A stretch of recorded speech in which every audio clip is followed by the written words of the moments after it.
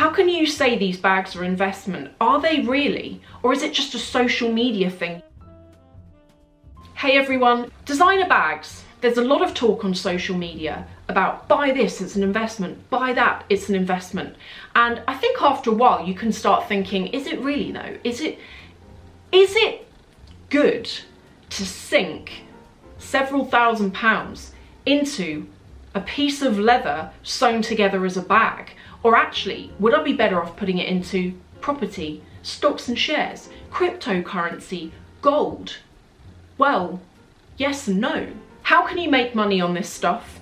And is it better or worse to put money into luxury as it is to put money into those traditional forms of investment that we all know? I'm gonna speak from my experience. If you buy smart, if you know what you're buying, yeah, this stuff can be an investment whereby not only do you earn back from selling it the amount of money that you bought it for, but you can also earn a profit. On social media as well, there are, there's a lot of kind of like, buy the coat, it's an investment. Well, is it really?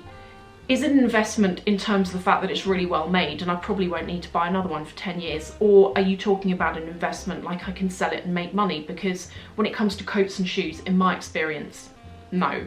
Bags, yes. All bags, no way. Some bags, yes. If you take, for example, Gucci, in my experience, they don't even make back what you paid for them. Another brand I love to bits, and I will always buy from there, but it's really hard to break even on it, is Dior.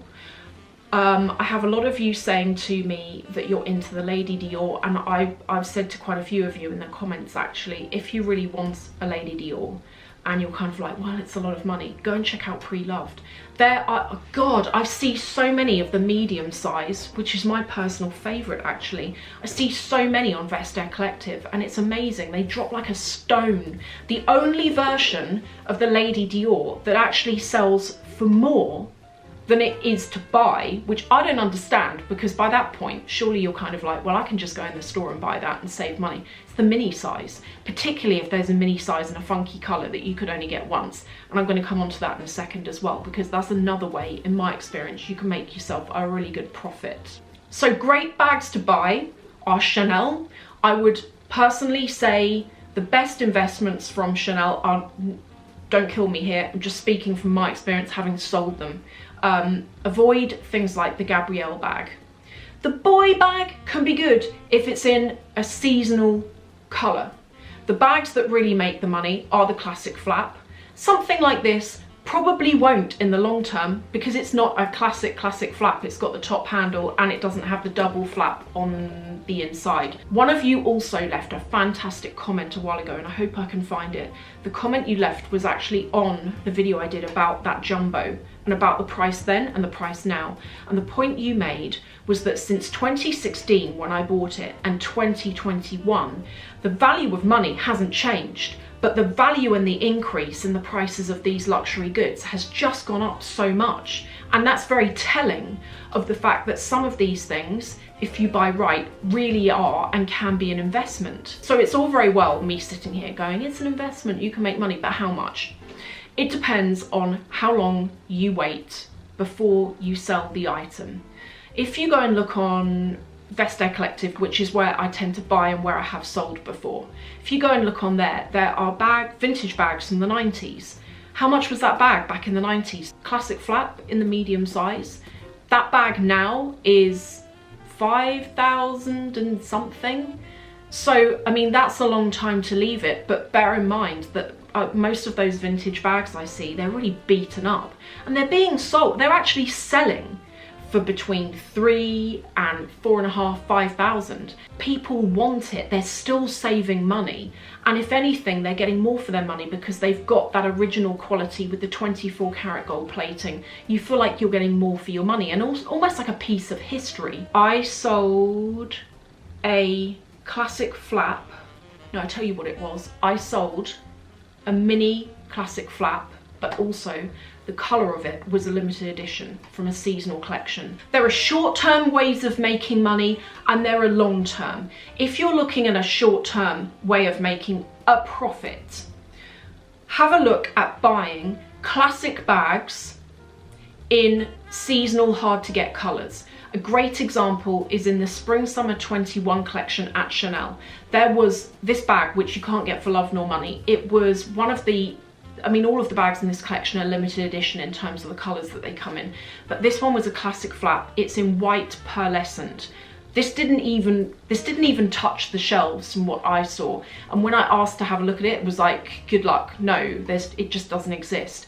Another version is this, which is a bag that I told some of you a few weeks back when I unboxed it. I was really surprised that I got it. A good example of how something like this can be a short-term investment. With this bag, if you can get yourself on the list at places like Chanel, bags like this, in fact, most of the bags in that new collection they were bought before they went on the shelves. And what happens is, a lot of the time you have big customers that buy a lot and spend a lot, but you also have people that are personal shoppers. They will go into a place, they're on the top of the list because of how much they buy, the volume. They'll go and buy up however many of these bags they can. I was on Vestiaire Collective looking for this bag when I understood that it wasn't going to be possible to get it. They were on Vestiaire Collective in the white but also in the silver colour for in excess of 5,000. They were new. Someone had bought them and they were flipping them. So, and they were selling for that price because you couldn't get them. That for me is, I've actually got experience with selling seasonal pieces really quick within a couple of weeks and making money on it, because you can't get them, but it's in a classic style, so the person buying it's like, it's a classic flap. It's in glittery pink. I really like it, and I know I can always use it. So are these items really investments? Or are they kind of things that have been hyped up by social media? Maybe we say they're investments as a justification for buying them in the first place. I think there's probably an element of truth about all of it, but when it really comes down to it, do I think these items are investments? If you pick the right ones, yeah, I really do. And I've got experience in selling it, so I know that they can really, if they don't at least break even, you really can make a profit on them. However, I don't want to advocate that you put all of your hard-earned savings into luxury goods, assuming based on social media that that is the best way of investing your money. For me personally, when I think about buying a bag as an investment, I don't see it as somewhere that I'm going to place all of my savings. Handbags, when it comes to buying as an investment, when I talk about it, I really mean, you know, it's not my life savings in this, but I know that if I want to sell it in a few years' time, I will actually make a nice tidy profit on it. And you know, at the end of it all, there are consignment companies springing up all over the place, so there's definitely money in this. When you look at traditional forms of investment, they've always, over the decades, they've always gone up and down. Generally speaking, the trend has been upwards, but if you look at luxury, it's the one sector that hasn't had those dramatic peaks and declines. It's been a gradual increase over time. I dabble in stocks and shares. I know a lot of the time it's referred to as an investment. I think that depends on how good you are at it. I'm rubbish at it, and I actually see it more as gambling. And I think you should put in as much as you could afford to lose, really.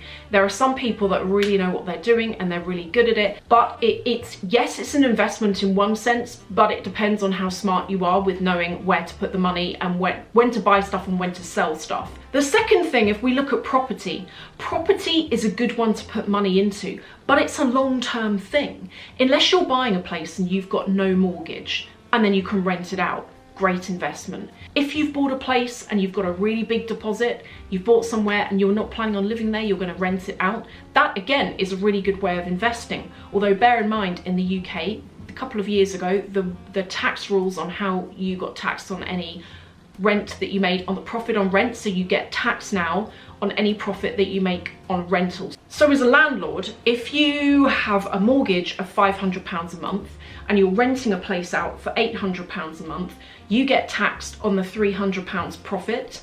And bear in mind, when you're a landlord, you've got to take into account basically if anything goes wrong, you have to go in the place and fix it out of your own pocket. If you're thinking about putting money into property that you're actually going to live in, again, it depends on how much money you're going to put down as to how much of an investment it's going to be today, this week, this year, in the next 5 years. Your upfront costs when you buy a place, you've got to, in the UK at least, you've got to pay stamp duty unless you're under the threshold for it. You've got to stamp up your deposit unless you're going to get like 100% mortgage, 90 or something like that. You've then got a whole other bunch of costs when it comes to solicitors. Those upfront costs, on top of you trying to pay off a mortgage that's got interest on it, it can take you a couple of years to actually recoup your initial costs in the first place. Generally speaking, it's like a long-term thing, in my experience anyway. Gold is also a really good one, but if you're going to do that, you've also got to factor in that you've got to pay, you've got to pay to have a vault to keep it in. Crypto is also another good one, but it's unregulated and there are downsides with that. And with a lot of these investments where you put your money, they're long-term. If something happens to you tomorrow and you need to raise money, unless you've got equity, unless you've got a gap in your mortgage and you can take some money out of it, or something like that, where are you going to get the money from? And that is where this designer stuff comes in. Let me know what you think below. Do you agree? Do you disagree? Have you bought anything because of social media and it's made a complete loss? Let me know what you think below, and I'll see you in the comments.